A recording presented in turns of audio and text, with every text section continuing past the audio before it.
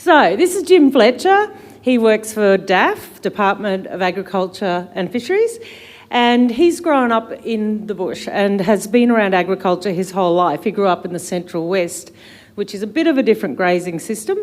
And he actually is an agricultural engineer, and after working in southeast Queensland for a few years, he saw the light, came up here and has been here ever since.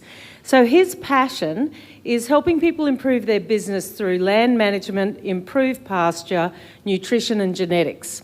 Seems like you're at the right place, Jim. Everyone's going to be interested in that. And he now splits his time between Mackay and Cloncurry with his work and has his own consultancy business, Night Camp Ag. So some of you might want to talk to him. Do you have a QR code though? No, I'm a bit behind the... Well, you'll have to find out how Dick did that. And his exciting, interesting fact is he once rode a horse across Kyrgyzstan? Somewhere Eastern Bloc is what that sounds like to me. So come on down, Jim. We can't wait to hear your 6 ways to win. Observations from 30 years in the beef industry. Thanks very much, guys. I assure you, as Jason said, some hard presentations to follow there. I assure you the quality, the decline continues, I think, in mine, so rest assured. Okay, so I'm just trying to give you, I guess, a little bit, because I knew I was sort of coming up at the end, and I thought I'd try and give some... I've been in agriculture my whole life. Grew up around Blackall and Yarraka, Isisford, around there. I worked for CPC and I worked for Starks Engineering, building big hydraulic operations for the north, cattle crush systems. And I came up to Mackay, I was a cane agronomist. It was good because I saw cane for the first time on the Sunday before I started on the Monday. And luckily, cane's pretty resilient, so it survived my agronomy. And then started with it back into beef with the department. So I've been doing this whole cow eat grass thing for a while. I guess I was born into it. And I guess what I'm going to try and give you is basically 6 ways to win in the beef game. A collection of my thoughts. So I'll just belt feed these things to you and see what you reckon. Gilly's going to stay up the back too, because I really like to have questions as I go, because I think that sort of builds the interaction between you guys and me. And if you had to suffer me yesterday, you see that's the sort of the way that I go. I like to keep it pretty free and easy. So number 6, working with a lot of, so run the diagnostics. So working with a lot of extensive beef operations in the north, for sure, it is very important to have objective production measures in your operation to be able to make accurate, informed decisions in this chaotic environment that we operate in, which is Australia. I think there's a number of poems written by very old poets about how terrible, we were warned anyway, years ago, about how ordinary this Australian environment is. The issues that come, and so what I'm talking about is in the herd recording space, is being able to measure things within your cattle herd that you can utilise to make good decisions. The things that arise when I deal with a lot of large-scale businesses, or I suppose any businesses any scale, is when people go in to try and performance measure their herds. Number one problem is they don't know what they don't know. So they think, well, what are we measuring? I don't know what the issues are because we've just starting to measure. And then the other thing is, well, if we don't know how to start, how do we know what to keep going with? So I guess I'm going to show you a few of these things that I think are important to measure in a herd. But I think the one thing to concentrate on is to try and measure very basic performance measurements within your business. Like start with the basics and look for the variabilities. So that should be your first goal in recording herd performance, is look for where the variabilities are in your business, because that's where the improvements can be made, I think. Because every business is different, it's very hard to use a one-size-fits-all sort of tactic for all different types of businesses. If I had to put 6 up on the board, that would be my 6. So obviously numbers by class and weights by class are pretty handy, and people might have a little chuckle at, of course, people count their cattle. Well, you would be surprised, actually. And I guess there's twofold to having these measures, is having the measures and then having them in a system where they're all together recorded over time. So not in a notebook that might fall in a water trough, but having it somewhere where you can then access it to make decisions. So, and I guess tied into that is we're all very busy people in the beef game.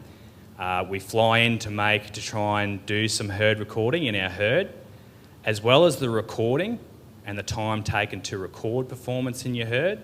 There's also the time taken to build the analytics or to try and process that information to power decisions. So you need to make that allotment of time as well to actually build analytics. You might have to employ somebody to do that. And that's the really good thing about the beef industry at the moment, is there's some really top companies out there that can help you build analytics based off your basic herd records. Things like there's a company called Black Box that I know their proponent quite well, Shannon Landmark. I worked with her on a couple of genetics research projects, and pretty exciting company. If you want to check that out, it's blackbox.com.au. Yeah, it's kind of like a Facebook for cows almost. Weights by class over 12 months combined with numbers helps you, number one, get a better understanding of your grass burden, because how many cows you have and how big they are denotes how much grass they eat. So for a pasture budgeting perspective and setting carrying capacity rates for your property, that can be pretty useful. Also, looking at that spectrum of weights by class helps you identify where you can market cattle. ADG, what does ADG stand for? Anybody know? Average daily gain. So if you had one of those TWR, I think is that a TWR5 over there? Yep, okay. And you had a nils tag in your cow and you weighed it twice, when you look at that CSV file that comes out of that recording session, it will have an average daily gain already calculated for you, which is a really excellent thing. Bugger all people use it, but it is powerful information for understanding how productivity is tracking in your business and how different classes are tracking in your business to target output weights. It's not used enough. It can confirm a lot of management in your business. I would suggest that people who keep recording and they have probably thousands of those ADG recordings across some businesses, start using it. Pregnancy rate, calving rate, weaning rate. Why do we record all three? Why don't we just pick one? You can pull a lot of disease issues out by recording those individually, because you can pick up things pre and postpartum disease issues by knowing how many losses you might have in pregnancy, from pregnancy to calving, from calving to weaning, predation issues, loss of calves that could be linked back to body condition issues with your cows. Cows are too skinny, they can't produce enough milk for calves, you will lose calves. Pretty useful measure. Fetal age by month. If you are running a tight control mating system, that may be of less use to you, but if you are continuously mating, one of your best tools for forecasting production and management is, because everything in these northern systems, particularly if you're a breeder operation, is driven off lactation. When that lactation occurs is critical importance to you. So if you've already got somebody coming to preg test, it doesn't cost much more to fetal age. And there are some really sharp ACV, Australian Cattle Veterinarian accredited people out there that have to pass through numerous hoops to get that ACV accreditation through accurate fetal age. Very useful tool. Also there, body condition score at preg test. that's going to give a big reflection on your management, how you have managed that cow, whether she can get back into calf early to produce a useful weaner again. Any questions on that, guys? Righto, I must be doing an excellent job. They're shy. Sorry? They're shy. I can't hear you. What did you say? They're shy. Oh, okay, they're shy. I don't know about that. Righto, number 5. So number 5 for me is look after the young'uns. So the first 12 months in an animal's life is the most important to it and to your business and your production system. There is a lot of management that underpins that, guys, and it starts right back at things like the body condition score of the cow, your mating systems, your management efficiency, right when that cow probably got in calf before the calf that we're talking about with this particular animal, right through to how you manage her during her pregnancy, during her lactation, when you wean that calf, how you wean that calf, the systems that you've integrated into your business to support that calf when it becomes a weaner. All this stuff, all these things you've got to be thinking about. How do I keep this system as stressless and as productive for that animal in the first 12 months? Because then you will see the results. If it's a male, you'll see it as a growing animal, or if you breed bulls, you'll see it as a sire that you sell or retain. If it's a female, you'll see it in its lifetime calf output. So number 4, it's all about balance. So what is the balance of breeders and growing cattle that is optimal to profitability given your scale? So basically what that means is, how have you set up the numbers within your herd so you can optimise breeding cattle and growing cattle, knowing that through a period of time those different classes can carry you different levels of profitability. Fun fact, the beef slump was in the 1970s. From that period onwards until March 2020, so 3 years ago, there was actually an undervaluation of weaners. So the money that you could pay for a weaner at the sale yards was less than what it took to produce it. And so when we look at the economics of beef production, and if you talk to anybody who was full bottle on profitability, they always talked about growing cattle as big as you can before you sell them. So I don't know if it was COVID related, but it was around about that time there was a flippening. So basically, weaners were worth more than what you could produce them for.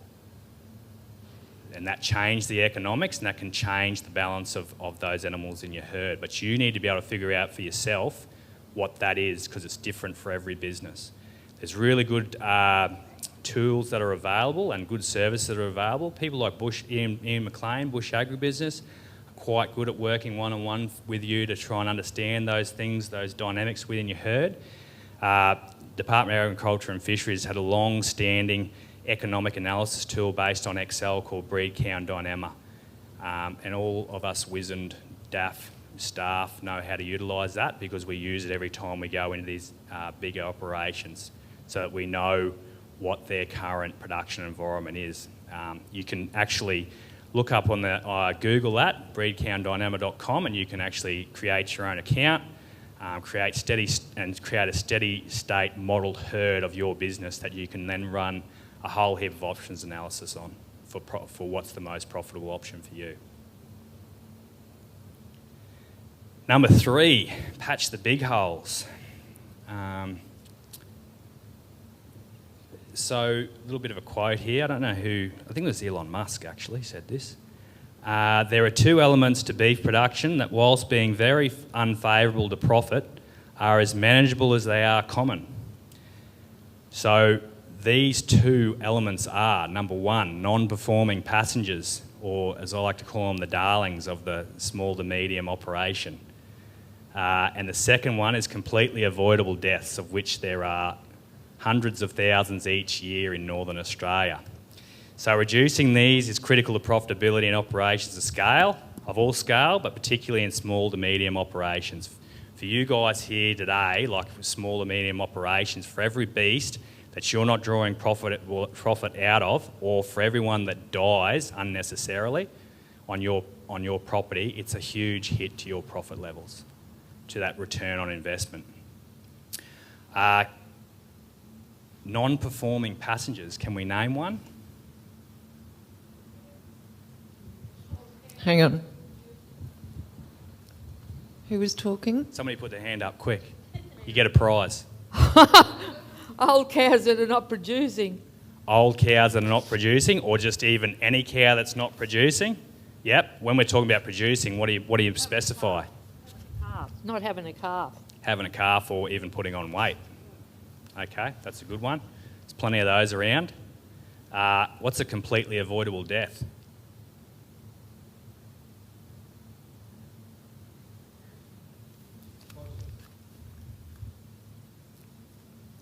Like a disease that you can vaccinate against. Yep, Botulism. botulism. Yeah. Excellent. How much for a botulism vaccine per animal? Is it? I don't know. Is it $3 or $4? Yeah, I think it's at $2.80 or something, depending on the packs you get. Another good one, we had a bit of a spike of clostridial diseases with that rain that came through in February this year. We had that big spike of rain. We had incidents of blackleg, it's a clostridial disease. $1.30, I think. 5 or 7 in one is 2 shots at weaners, and they wouldn't have lost $2,000 animals. You know, those are the sorts of things that you should think, and a little bit of planning and a little bit of talking to a local vet, and understanding those issues that affect the local area might help you avoid, you know, just unnecessary loss to profit. Okay, so number 2, we're getting through it. Nothing gives us more collateral gains than effective management of our pastures. So collateral gains as opposed to collateral damage. We get a bit of that too in the beef industry. Those things that help us, we don't have to do too much. They're money being made while we're up in bed sleeping. And here they are. I may try and make a list of them to go through. So effective grazing management helps us with improved body condition scores on breeding animals, bulls and cows, both the males and the females. So calf output, ability for the bull, if he's in good nick, he can get around the paddock. Cow's in good nick, she'll have a calf, and she'll have a calf early in the breeding season, which is a lot more profitable than a calf later in the breeding season. Improved weights on maidens and improved lifetime reproductive rates generally. Improved weight gains for weaners in their first 12 months, that was number 5 anyway. Improved input costs for all classes of cattle, or reduced input costs for all classes of cattle. We're not running around trying to give feed out of a feed bucket to support animals if we've got plenty of dry matter in the paddock. Reduced animal losses to all classes.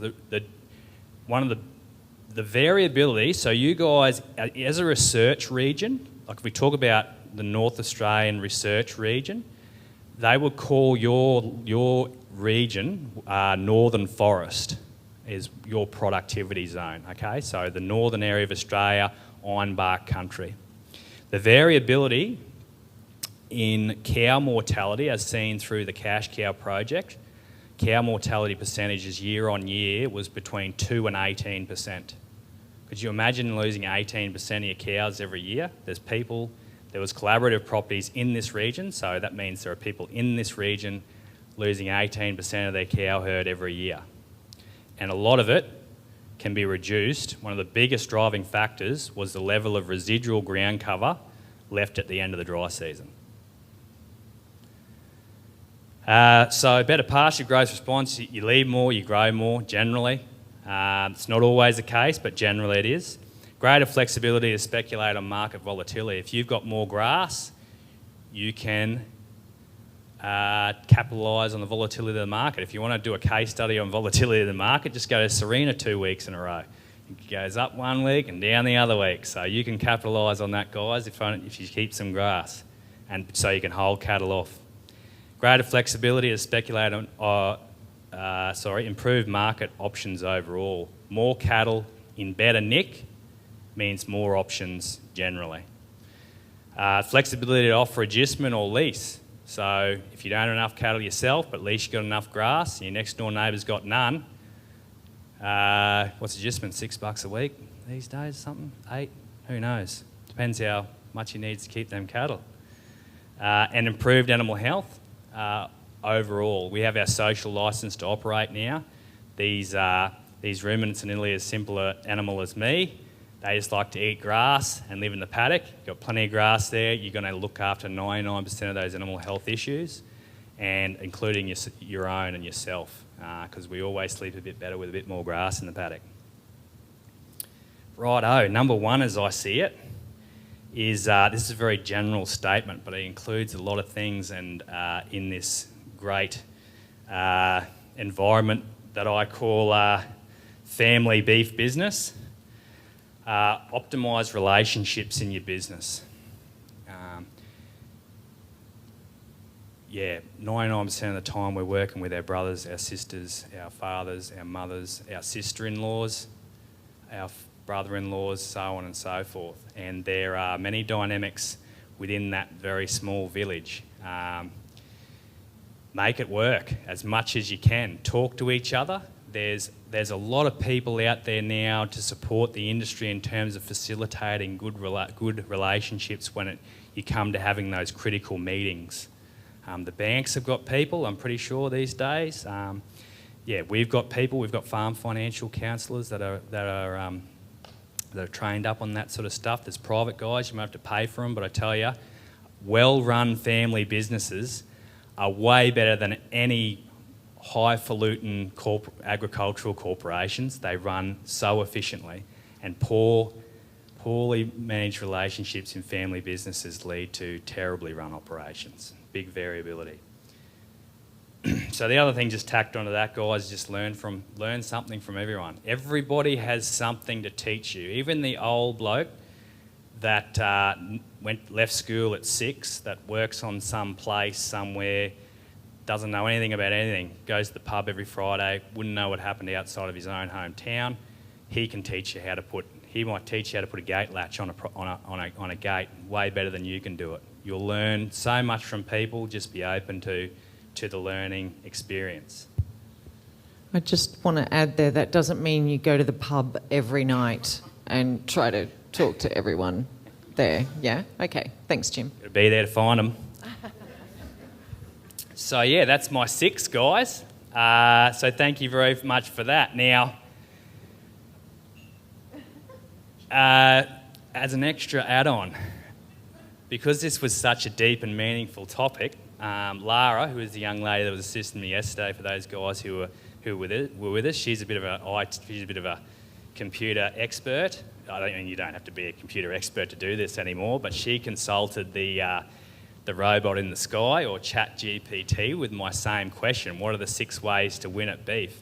And surprisingly, the answers were very prophetic and possibly a little bit better than mine. So I think my job might be at an end.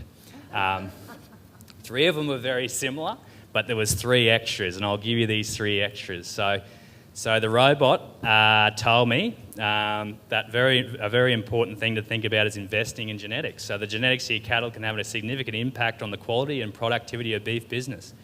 Consider investing in high-quality genetics that are well-suited to Northern Australia's climate and grazing condition. I thought that was a pretty good call, to be honest. And as somebody who's been involved in genetics research for probably the last 10 years, I'll tell you, if you want good genetics, you can buy it, and it's not at a premium. All those big highfalutin bulls that get the record sale toppers at the all breeds and specific breed sales, if you look them up for their objective information, they're about as good as a killer, and no better.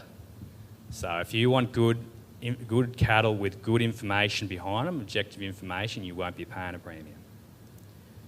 Thanks, robot. Leverage technology. Isn't it interesting that AI is telling us to leverage technology? I think I've seen this documentary before. I think Terminator 2. So technology can be a powerful tool in beef business, particularly in remote areas like Northern Australia. Consider using tools like satellite imagery to monitor pasture health and automated weighing systems. If you So go see the man over there to track the performance of your herd. If you talk to people like Ian McLean from Bush Agribusiness, and he talks to a lot of people about profitability, he will talk about how many AEs you can manage per FTE. So how many cattle can be managed per full-time equivalent or labour unit. It's a big influencer over profit. So if you can utilise or leverage technology to reduce labour costs in order to satisfy that better or optimise that, trust me, it has a big handle over profit. And the robot also said to build strong relationships. I guess this one's a little bit different to mine because it talked about building strong relationships with your suppliers, customers and community, and that being critical to success. Now, the biggest problem with the beef industry in Australia is that we're like island principalities, guys. We might be right next door to each other, and rarely do we help or support each other to do better in our work. I've spent a little bit of time in the US, going down through that middle area of the US, where there's a lot of church groups and stuff that have conglomerate buying power and stuff. They buy them big old trucks. They don't buy one, they buy 50. All that sort of thing. We don't even try to do that stuff. We've talked about it a lot, but we don't. If we did, we would see a different sort of an outcome to better handling of those capital assets and things that we need to buy, and obviously spending a whole lot less and making a whole lot more. The thing about community as well, I think you should take every opportunity as we move into these modern ages where we need to, write a social contract with society about the beef that we produce. If you have an opportunity to get people from Mackay, from the town, from Brisbane, and people who haven't seen agriculture before, to come onto your property and just see some of the things that you do and the reasons why you have to do it, they will appreciate how much hard work you put into this job, so much more. And that'll be better for we can just keep doing what we're doing, because this whole beef production thing, I think I heard somebody say the other day, it's not much of a living, but it's a hell of a life. So it'd be good if we'd be able to do it as long as we can, because I think it's a great industry, and I love working in it. I think you probably all do too. So anyway, that's me, guys. Thank you very much.